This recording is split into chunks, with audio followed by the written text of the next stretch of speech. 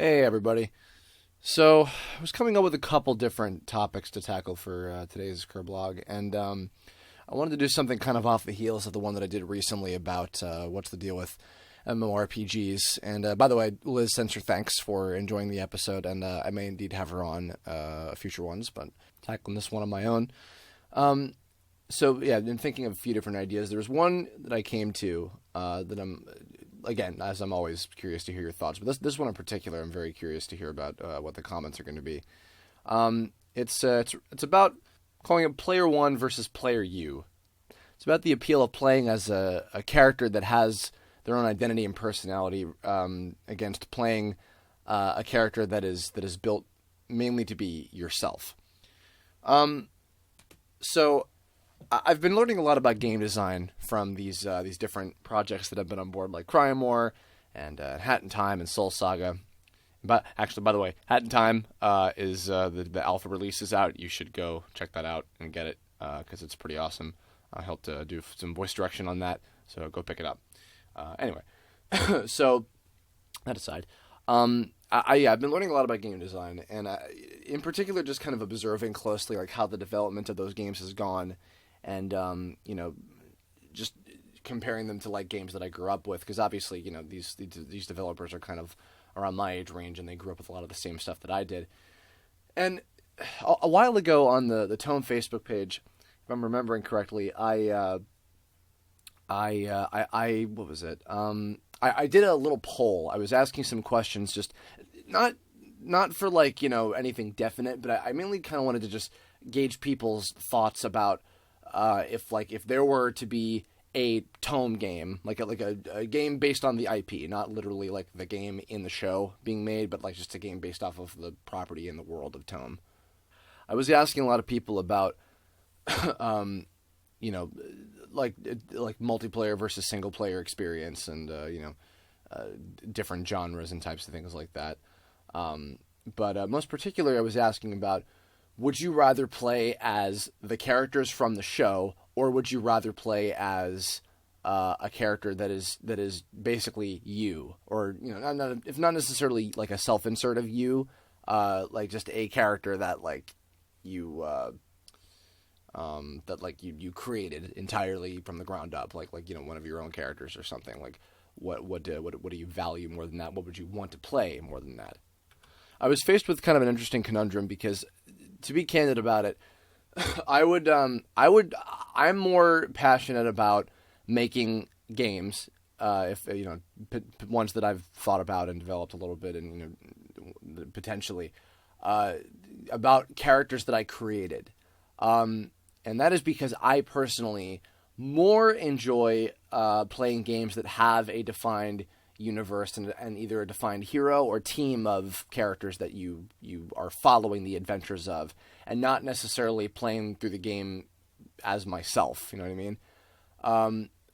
But I was not surprised to hear that in regards to a Tome game specifically, most people would be more interested in playing a game that would you could make your own customizable character that you could make them look like and have whatever powers that they want.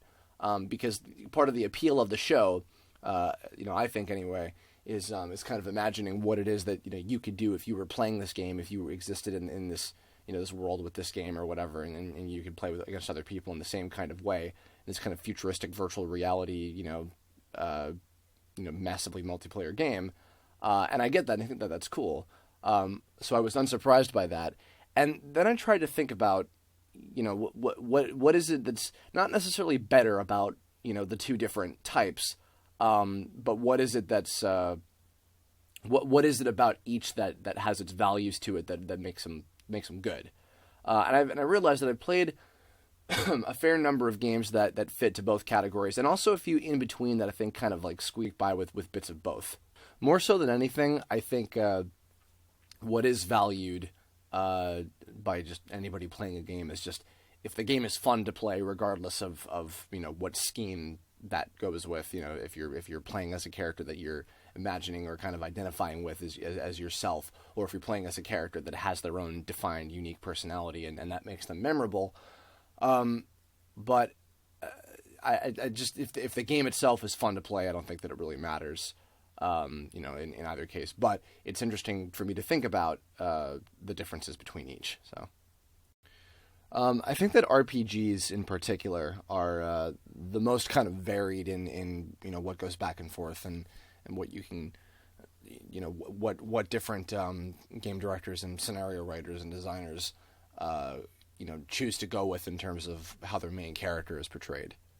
With most traditional RPG adventure games, I find that like you amass together like a whole group of characters that you grow to know and love, and so there's always that. There's always like likable characters in any sort of game, but it's more so of the hero, the lead character, that it's like, are they defined?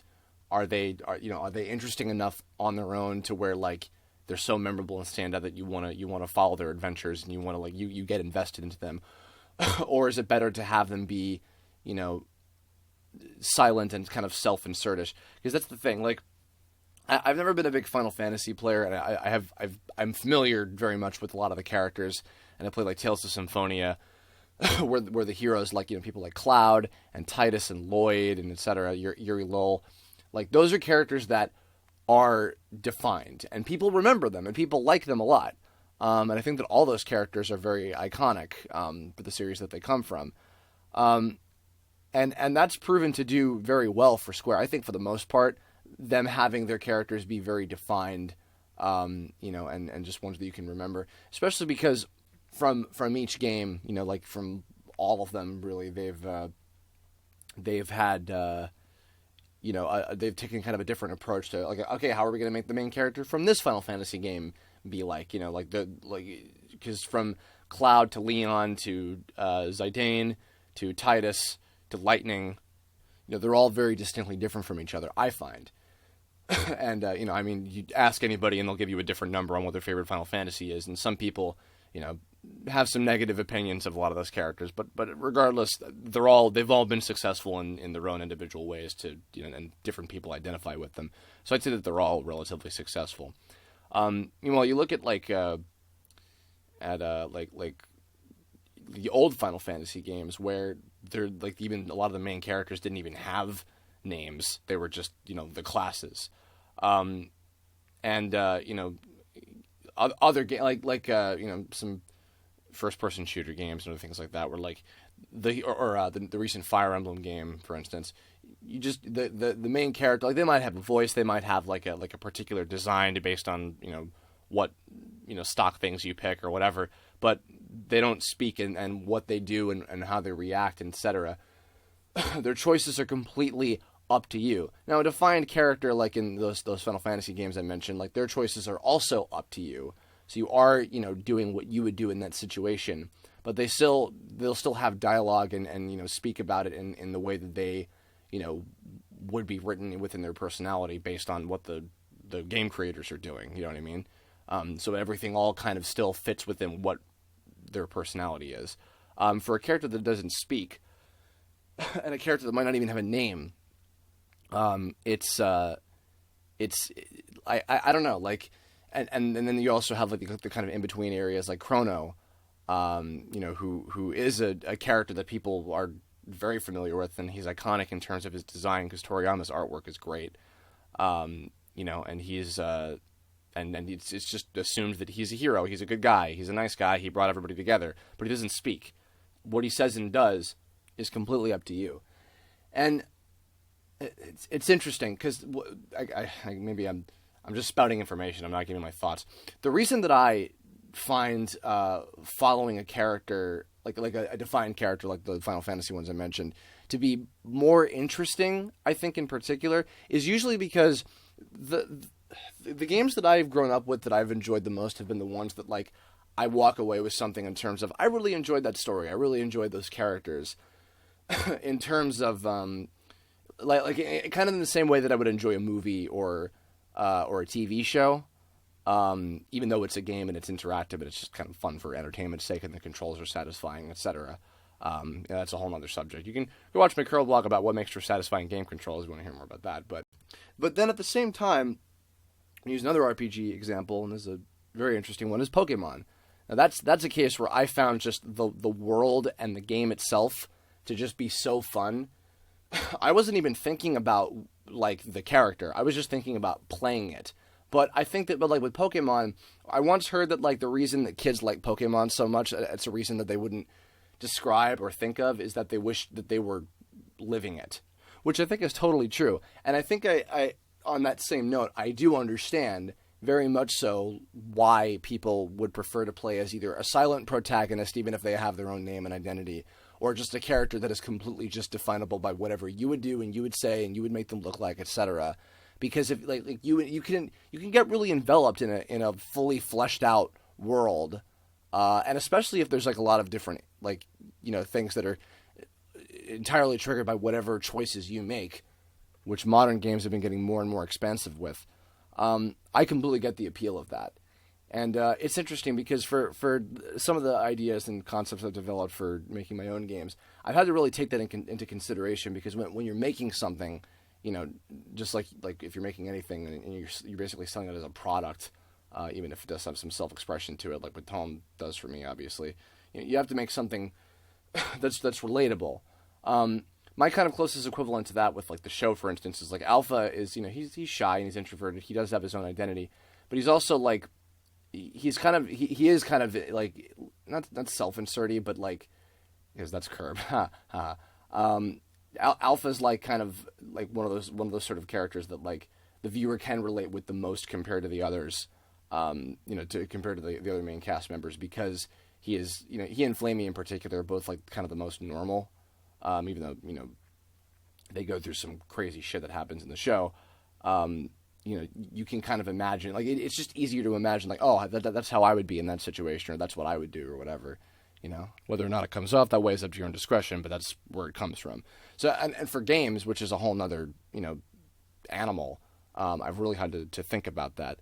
And I'm curious to hear more thoughts, because, I mean, like, I got, like, some more kind of, like, cut and dry answers. It was at a poll on the Tone Facebook page, but tell me, in the comments below, what is it that is appealing to you about either game, or you can tell me both if you want. We have Google Plus now. You can give long comments if you so desire. What is it that makes it appealing to games where you have a character that is defined, that has a personality of their own, that makes them a memorable character that you enjoy following the adventure of, and playing with them in the game? And what is it about games where you can, the character is either silent and up to your own discretion to, make those choices with, and you can just kind of live their life, or a character that you build entirely from the ground up that is basically a representation of you in that world? What is it that appeals about those kind of games to you? Tell me in the comments below what is it that you like about both, if you like one more than the other. Let me know. I'm genuinely curious to hear a lot of different thoughts about this one as well.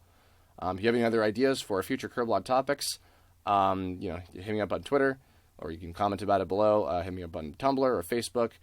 Feel free. And also, I've just released Tome Episode 3 Part 2 on my YouTube channel. You can go check that out. And I also put up the commentary video featuring myself and Shady Vox of the full episode on the Tome website. You can go check that out too if you like. And that is going to do it for me. So I will see you guys later. I have some new things in the works. Not going to speak too soon about them, but stay tuned, and hope you enjoyed. Bye.